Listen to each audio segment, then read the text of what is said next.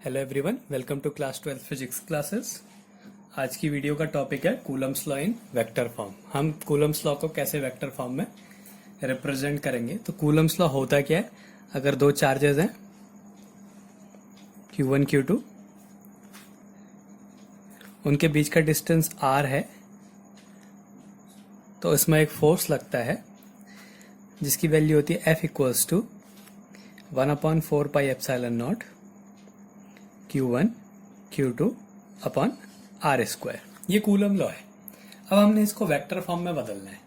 तो हमें पता है कि वेक्टर क्वांटिटीज वो क्वांटिटीज होती हैं जिसपे मैग्नीट्यूड और डायरेक्शन दोनों होते हैं। तो इसमें मैग्नीट्यूड तो है लेकिन डायरेक्शन नहीं है। तो अगर हमें इसकी डायरेक्शन पता चल जाए कि डायरेक्शन क्या होगी तो हम इसको वेक्टर फॉर्म में कन्वर्ट कर सकते हैं। तो इसके लिए हमें क्या करना पड़ेगा, देखो जो चार्ज Q1 पे लग रहा है, जो फोर्स Q1 पे लग रहा है Q2 के कारण, वही फोर्स Q2 पे लगेगा Q1 के कारण। मतलब ये दोनों चार्जेस एक दूसरे पे सेम फोर्स लगाते हैं। अब Q1 के कारण Q2 पे जो फोर्स लगेगा, Q1 के कारण Q2 पे फोर्स लगेगा, वो रिपल्सिव फोर्स होगा क्योंकि ये दोनों लाइक चार्जेस हैं। हमने इनको पॉजिटिव चार्जेस कंसीडर कर रखा है। तो और हमेशा जो फोर्स की डायरेक्शन होती है वो हमेशा along the line joining two charges होती है। on the line joining two charges होती है, हमेशा इसी लाइन में होगी जहां पे दो चार्जेस को हम ज्वाइन करते हैं।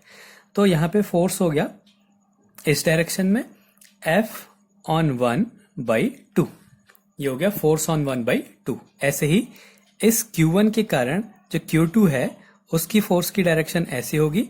इस फोर्स को नाम दे दिया फोर्स ऑन 2/1।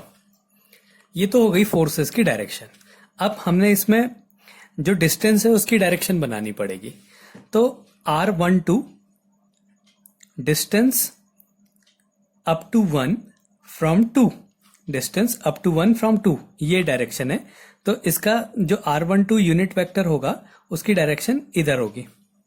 ऐसे ही R21 जो यूनिट वेक्टर होगा, R21 distance up to 2 from 1, distance up to 2 from 1, तो ये डायरेक्शन हो गई इस यूनिट वेक्टर की। अब हमने इस कूलम लॉ को वेक्टर फॉर्म में रिप्रेजेंट करना है।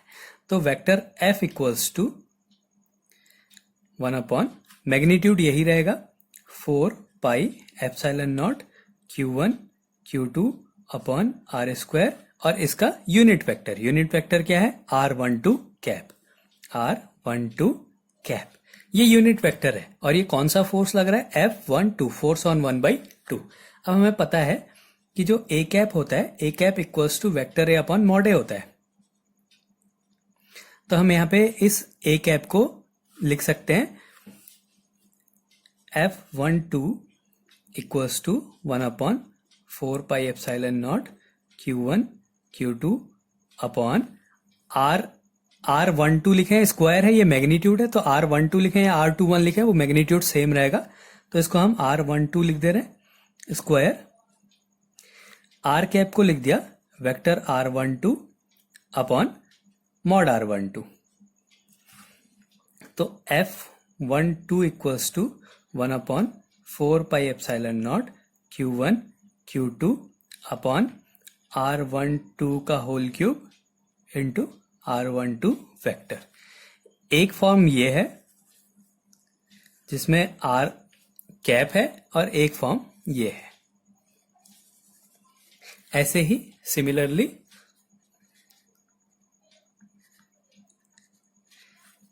F on 2/1, ये वेक्टर क्वांटिटी है, F on 2/1, इसकी वैल्यू निकाल रहे हैं।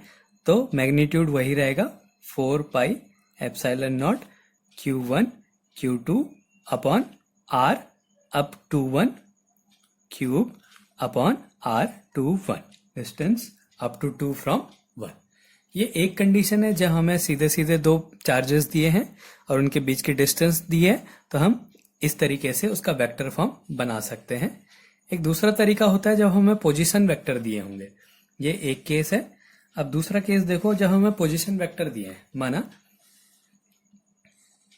ये ओरिजिन है, दो चार्जेस हैं Q1 और Q2, ये दो चार्जेस हैं, इनके पोजीशन वेक्टर्स वेक्टर R1 और वेक्टर R2 है। ये इनके दो पोजीशन वेक्टर हैं। अब हमने इसको वेक्टर फॉर्म में चेंज करना है, तो माना इसका बीच का जो डिस्टेंस है ये डेल्टा R है। अच्छा, अगर हम इसको वेक्टर से देखें तो R1 plus delta R equals to R2। इसको अगर हम थोड़ा सा सॉल्व करें तो R1 plus delta R equals to R2 vector होगा।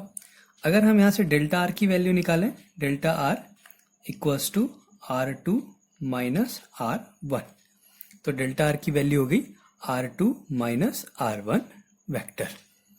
अब फिर से हमने यहाँ पे फोर्सेस की डायरेक्शन पहले वाली की तरह, फोर्स ऑन 1/2 और यहाँ पे फोर्स ऑन 2/1, ये फोर्सेस की डायरेक्शन है।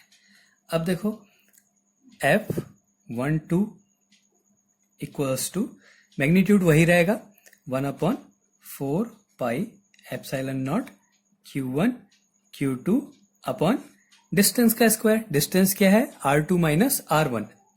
तो ये अब दूसरी साइड के लिए अगर हम अभी हम इस साइड को ले रहे हैं, अगर हम ऑपोजिट डायरेक्शन में लेंगे तो ये हो जाएगा R1 minus R2, R1 minus R2 का cube into vector R1 minus R2। और दूसरा F21, ये F21 के लिए है, डिस्टेंस अप टू 2 फ्रॉम 1 और force on 2/1 equals to 1/4 pi epsilon nought Q1 Q2 upon इसी को रिवर्स कर देना है R2 माइनस R1 का cube R2 minus R1 vector. तो ये दो केसेस जब हमें पोजीशन वेक्टर दिए हैं। इससे एक और चीज पता चलती है, अगर हम इसको देखें और इसको देखें तो इसमें मैग्नीट्यूड सेम है, सिर्फ डायरेक्शन अलग अलग है।